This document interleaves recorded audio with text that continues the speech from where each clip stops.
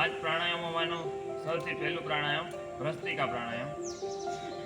તો ભ્રસ્તિકા પ્રાણાયામને કઈ રીતે આપણે કરી શકીએ? તો સૌપ્રથમ સીધા પદ્માસનની સ્થિતિમાં બેસો. ત્યાર પછી આંખો તમારે બંધ કરી દેવાની અને ફૂલ જોશથી શ્વાસ અંદર ખેંચવાનો અને એ જ સ્પીડથી પાછો બહાર કાઢવાનો. અને આ ક્રિયા આખી 1 સેકન્ડની અંદર 2 વખત થઈ શ્વાસોશ્વાસ લેવાય અને મુકાય એ રીતે આટલી સ્પીડથી કરવાની. તો હવે હું તમને ભ્રસ્તિકા પ્રાણાયામ કરી બતાવીશ.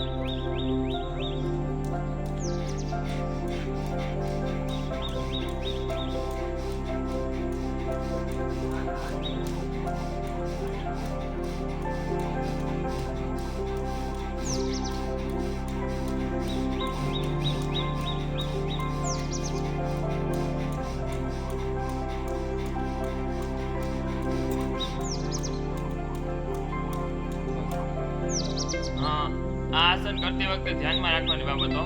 તો ઘણા લોકો આમ શ્વાસોશ્વાસ લેતા હોય તો એને આ મૂળને ફેરી હલાવતા હોય. તો હજી ઉપરનો ભાગ છે માથાનો એ સ્થિર રાખવાનો હોય. પછી ઘણા લોકો એ ભૂલ કરે છે કે શ્વાસ લેતી વખતે ખંભાને ફેરા હલાવે છે. તો ખંભા આપણા સ્થિર અને શરીર આમ ટટ્ટાર હોવું જોઈએ. ખંભાને સાથે સાથે હલાવવાના નથી હોતા. હવે હું 5 પ્રાણાયામોમાંનું બીજું પ્રાણાયામ જેનું નામ છે અનુલોમ વિલોમ.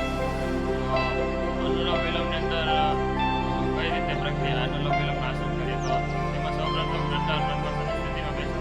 ત્યાર પછી આની અંદર 2 આવે છે, એક સૂર્યભેદન અને ચંદ્રભેદન. તો સૌપ્રથમ આપણે કરવાનું હોય છે ચંદ્રભેદન. તો હાથને આ રીતે રાખી અને જમણું નસકોરું કે જે સૂર્યભેદન કહેવાય એને બંધ રાખવાનું છે અને ડાબે નસકોરાથી શ્વાસ ભરી અંદર અને રોકી રાખવાનો છે. ત્યાર પછી થોડી દેર માટે કે જેટલે સુધી આપણે શ્વાસ રોકી શકીએ એટલી વાર રોકવાનો. પછી પાછો જમણે નસકોરાથી શ્વાસને આ રીતે બહાર કાઢવાનો. તો હવે હું તમને આ પ્રાણાયામ કરી બતાવીશ.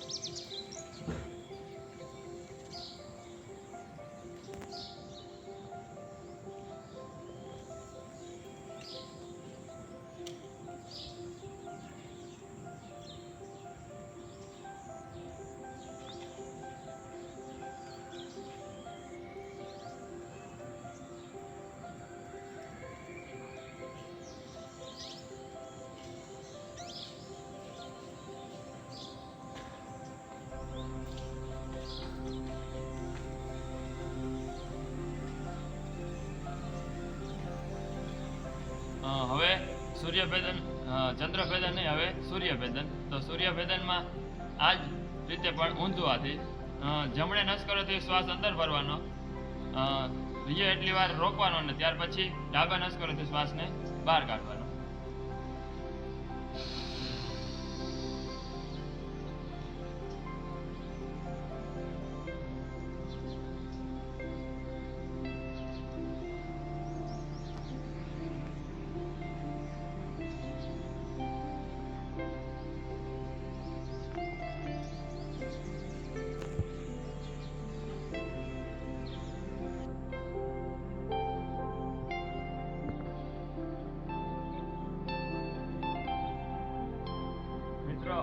અનુલોમ વિલોમથી તમારે મગજની જે શક્તિ હોય છે તે વધે છે, યાદ રાખવાની યાદશક્તિ, અને જે માનસિક નબળાઈઓ હોય, જે માણસનું તણાવ છે, જે ચિંતા છે, એવી બધી માનસિક બીમારીઓ દૂર થાય છે.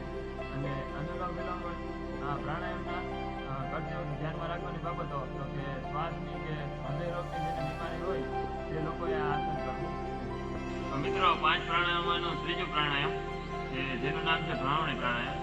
તો ભ્રામરી પ્રાણાયામના ફાયદા જોઈએ તો કે અનિદ્રાથી પીડિત લોકો માટે આ આસન ખૂબ જ લાભદાયક છે. ત્યાર પછી યાદશક્તિ વધારવી અને માનસિક તણાવ અથવા તો ટેન્શન દૂર કરવા માટે આ આસન ખૂબ જ લાભદાયક છે. તો આસન કરવાની રીત તો સૌપ્રથમ જે તમારા અંગૂઠા હોય તેના વડે કાનને બંધ કરી દેવાના.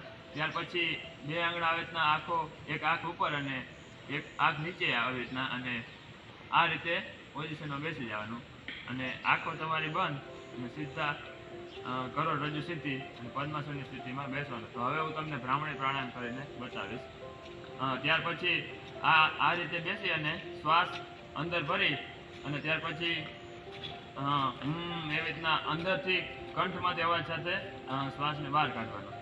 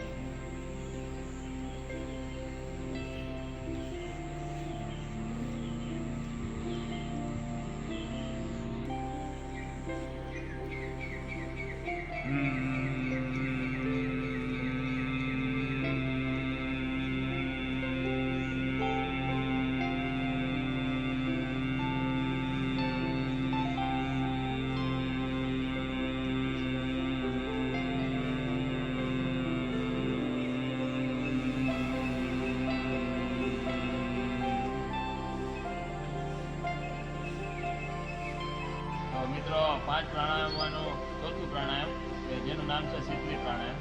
તો શીતલી પ્રાણાયામના સૌપ્રથમ ફાયદા જોઈએ તો ઉનાળાના દિવસોની અંદર વાતાવરણ ખૂબ જ ગરમ હોય ત્યારે શરીરને રાહત મળે, ઠંડક મળે તે માટે આસન ખૂબ જ ઉપયોગી છે. તો આ આસનને કઈ રીતે આપણે કરી શકીએ? તો સૌપ્રથમ તમારી જીભ હોય તેને આવી રીતના અર્ધ ગોળાકાર રીતે જેમ બીજ હોય એવી રીતે આવી રીતની સેટ કરો મોંની અંદર. ત્યાર પછી શ્વાસને મોઢા વડે અંદર લેવાનો અને નાક વડે પાછો બહાર કાઢવાનો હોય છે. આવું 4 થી 5 વખત કરવાનું.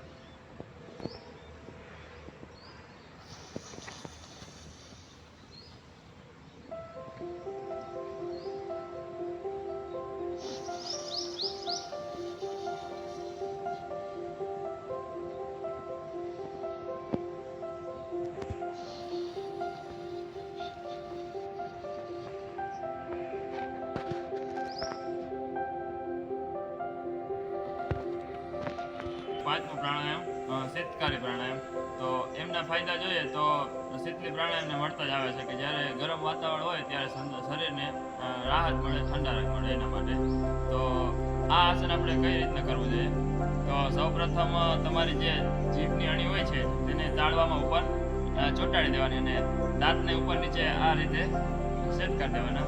ત્યાર પછી ઊંડો શ્વાસ ભરવાનો આવી રીતના અને પાછો જે અંદર શ્વાસ હોય તેને નાક વડે બહાર કાઢવાનો.